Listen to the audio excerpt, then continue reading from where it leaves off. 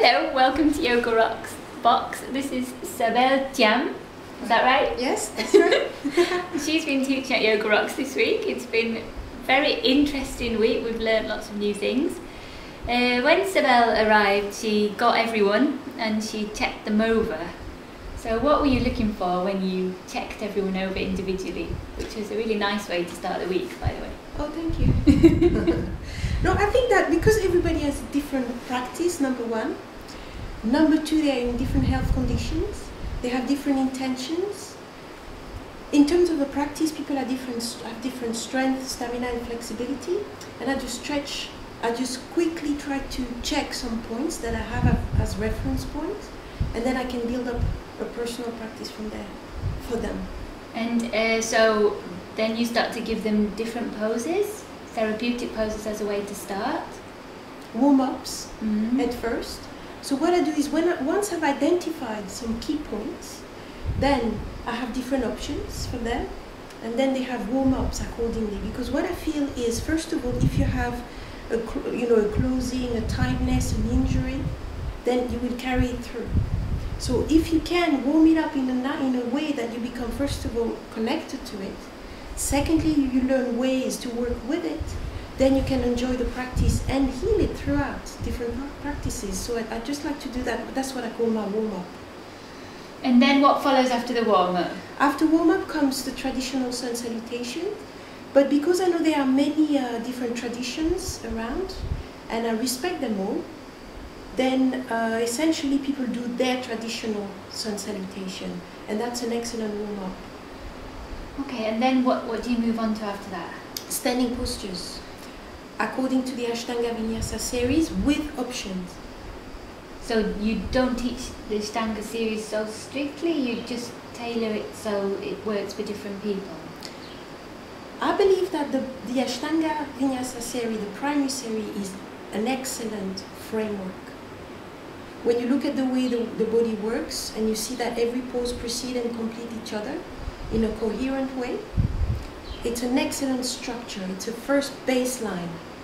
And what I try to do is respecting that baseline, because it's been passed on from generations to generation. It's good. And perhaps the way it's been worked on is maybe too quick for some people to absorb. So it is important to remember that each posture is a gift. And once you have the request, every pose has some requests, some requirements, that's the term. Once you have the requirements, then you move on to the next one. And it's quite difficult to hold somebody back,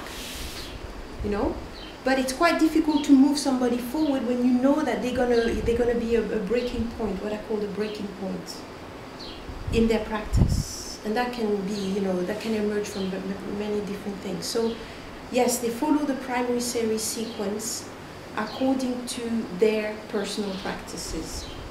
And before that, we've been doing meditation, half an hour sitting, which has been really nice. And why do you think that's important as well? Well, first of all, the first thing is that maybe the question is, what yoga is. That's how I would start to answer this. And I would say it's impossible for me, you, or anyone, I believe, to define what another's yoga is. So when people sit, it provides again a framework for at first an internal dialogue, because the way we are all made, I believe there are mechanisms that are the same. We are more alike than we are unalike. Therefore, if you sit, I pretty know 50–60% of what are the patterns you're going to go through, with a lot of variants, a lot of different schema, but basically you're going to go through some steps in those internal dialogue. Steps being, let's say on a physical basis, you're going to get sore here, the back is going to ache, the head is going to fold forward, the shoulders are going to go, you may feel numb in the sitting bones, through the legs, anti-feet, etc., within half an hour. And then mentally, emotionally, psychologically, a whole different layers unfold. Now, I'm not able to say what is going to be, but I'm pretty sure that's the way it's going to be. Now, when you sit, you have this internal dialogue, we all do. And it's the beginning, I think, of this connection, this understanding that we have to stay still, to start to understand ourselves, to go deeper, we have to stay still. And that, when you sit down, you just stop the organs of actions. Organs of actions for me being legs, hands, mouth, eyes. Okay? So once you just start to take the reins of the organs of actions that you can physically control, understand, or master, then you take the rein further in, further in, further in as you go. Then being the senses and moving on to your breathing and moving on to kind of reduce the. For me, the yoga. That's why I want to say that the yoga is not something I can define, but what I found a definition for myself is you have a certain chaos, internal chaos. I do. That's my suffering. Meaning, my body may want to do something, my heart may want to be somewhere else, and my head tells me to do another thing. It can work anyway, in any way. So that means I'm not aligned, I'm in chaos. When I sit, there's a structure here. Then the rest, hopefully, may align itself. That would be my yoga. Yeah. And you've worked a little bit in mainstream healthcare. Yeah, that's right. How easy or how important is it that yoga becomes a part of mainstream healthcare?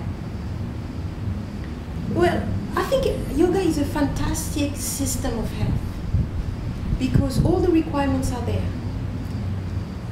If somebody comes and is, unhealthy, unfit, has any chronic condition, any mental condition, any disease with themselves or with the physical body, we try to first address that. Well, that's a big issue already. And health, as we know, has several components. At first it means that your body is able to go through this process of homeostasis, which means that the body constantly seeks for a balance. It gets sick, it gets better, it gets sick, it gets better. That process alone is health. Being healthy means this process works. It's totally normal to be sick, then you come back to health, then you get sick again, What's not normal is when you get sick and you stay there. You see what I mean? This movement is health. So in the yoga, this movement is health, but it's difficult to define health, because what is health for you, what is health for me? For somebody it can be to go and have a drink and dance.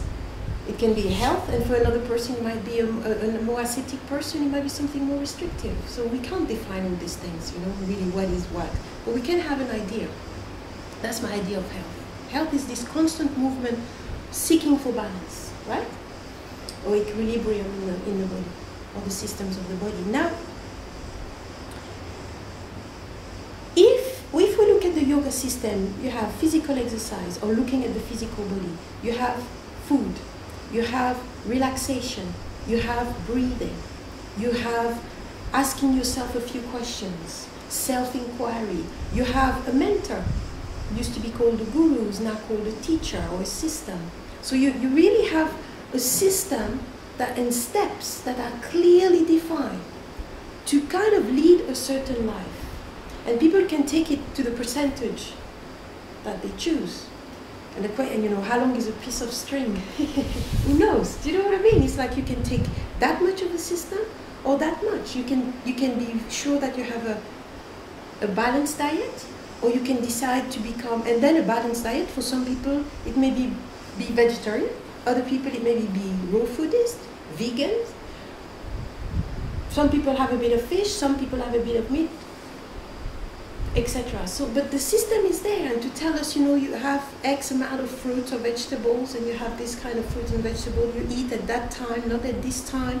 You cook your own food when possible, etc., etc. So you have physical activity, you have diet, you have relaxation, you have breathing, you have self-inquiry, you have a mentor. That's really important because you're not alone. That's health to me. Being healthy is also seeking advice and help from your network. And that's the role of your guide, your supervisor, your guru, your teacher. And then you go through the steps. And I think that the reason why, if it could be integrated in the system, and that it is already, in schools, in some corporations, in some places you have, it's not the yoga, but some alternative therapies have been paid back by insurances for the countries in Europe that they pay an insurance. It's really moving on. It's So we keep just going with it. And we've really enjoyed having you here this week because we feel you are a fountain of knowledge and you're very clear. And do you think the way you describe things and the amount of knowledge you have, there's a massive amount of clarity, and do you think that's natural within you, or do you think the yoga makes you clearer and able to retain more information? Because there's a lot in there. I don't know. No, but I think that the way I'm going to go about this is to say that when you learn something and you repeat it enough, then eventually you become clear about that knowledge. Now, the fact that the fact that I have gone through a certain system and kept repeating it, and then I'm interested. I'm interested in reading, I'm interested in writing, I'm interested in listening to what's going on and to get more information. And the fact that I've learned, and again, to accept that learning is about repetition, practice is about repetition. Once you know that, the more you repeat, the clearer it goes. So to answer that is the question is, was it like that naturally? Yeah. Or did yoga brought me to that place? I think a bit of both. But I think yoga definitely got me to experience gave me better options and opportunities in my life and possibilities that I don't think I would have had. That's why I stick to it, to keep growing. Wicked. So, that's all for now from Yoga Rocks Box. Thank you, Sabel Thiam. It's been a complete pleasure. Thank you, Hélène. You're welcome. Bye, everyone. See you.